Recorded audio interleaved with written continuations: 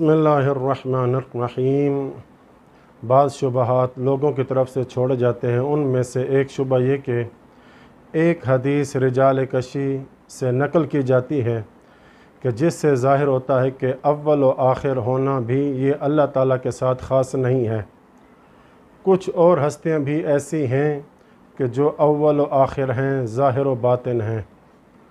جبکہ ہمارا عقیدہ اور کتب حدیث میں قرآن مجید میں بھی اس طرح کے الفاظ آئے ہیں کہ اول و آخر ہونا، ظاہر و باطن ہونا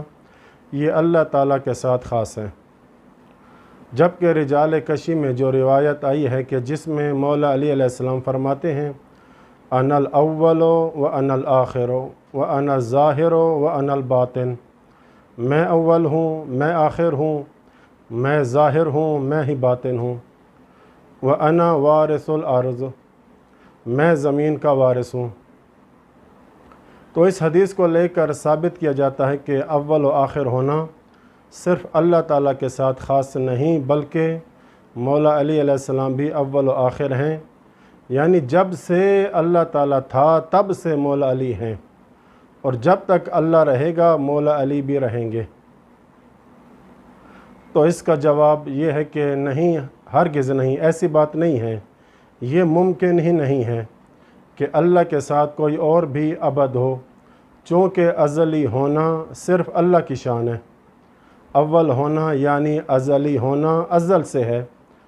آخر ہونا یعنی ہمیشہ کے لیے ہونا، چونکہ باقی ساری اس کی مخلوق ہیں کہ جو حادث ہیں، بعد میں آئی ہیں۔ ظاہر و باطن ہونا اللہ تعالیٰ کے ساتھ خاص ہے کہ اپنے خلق کو اپنی قدرت کے ذریعے سے، اپنی مخلوقات کے ذریعے سے ظاہر بھی ہے، اور باطن بھی ہے کہ ہر چیز اس کے اذن سے ہے، جبکہ اس کو دیکھا نہیں جا سکتا، مس نہیں کیا جا سکتا، اس کو ظاہر میں درک نہیں کیا جا سکتا۔ یہ خاصہ اللہ تعالیٰ کا ہے، کوئی اور اس کے ساتھ شریک نہیں ہے۔ کوئی اور اس طرح سے نہیں ہو سکتا کہ وہ ظاہر بھی ہو اور باطن بھی ہو، اول بھی ہو اور آخر بھی ہو۔ اس وجہ سے مولا علیہ السلام نے خود ایک جگہ پر اس کی مزید تشریح اس طرح کی، کتاب اختصاص شیخ مفید علیہ الرحمہ کی صفحہ 163 میں فرماتے ہیں کہ اما قولی انا الاول فانا اول من آمن باللہ واسلم، میں نے جو کہا ہے کہ میں اول ہوں، یعنی سب سے پہلے اسلام قبول کرنے والا ہوں، پیغمبر اکرم کے اعلان کے بعد سب سے پہلے میں نے اسلام قبول کیا۔ انا الآخر جو کہا ہے فانا آخر من سج علی النبی صوبہ ودفنہ، میں سب سے آخر ہوں کہ جس نے نبی پاک پر ان کو بستر موت پر لٹانے کے بعد ان پر کپڑا ڈالا، اور سب سے آخر ہوں کہ جس نے ان کو دفن کیا۔ تو یہ اشارہ ہے کہ اور لوگ اپنی حکومت وغیرہ بنانے کے چکر میں چھوڑ کر چلے گئے تھے، یہ معنی ہے انا آخر۔ تو سب سے پہلے رسول اللہ کا ساتھ دیا اور سب سے آخر تک پیغمبر اکرم کا ساتھ دیا،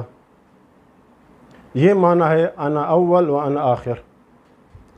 اور جہاں تک میں نے یہ کہا ہے کہ وَأَنَا الظَّاهِرُ وَأَنَا الْبَاطِنُ، تو اس سے مراد فَأَنَا عِنْدِي عِلْمُ الظَّاهِرِ وَالْبَاطِنِ، مجھے چیزوں کے ظاہر کا بھی علم ہے اور ان کے باطن کا بھی علم ہے، یہ مقصود ہے کہ میں ظاہر بھی ہوں اور باطن بھی ہوں۔ اور جہاں تک تعلق ہے کہ میں زمین کا وارث ہوں، تو قرآن مجید نے کہا سورہ انبیاء آیت نمبر 105 میں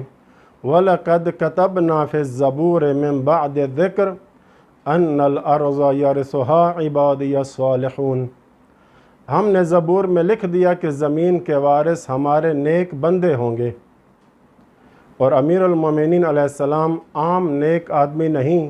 بلکہ نیک لوگوں کے بھی سردار ہیں، امام المتقین ہیں، یعنی ابرز ترین مصداق نیک لوگوں کے مولا علی علیہ السلام ہیں۔ تو لہٰذا اللہ نے جن لوگوں کو زمین کا وارث بنایا ہے ان میں سب سے پہلے مولا علی علیہ السلام جیسی ہستی آتی ہیں۔ تو یہ تھا اس حدیث کے حوالے سے کہ جو شبہ پیش کیا جاتا ہے اس کا جواب۔ وصلی اللہ علی محمد و اہل بیتہ الطاہرین۔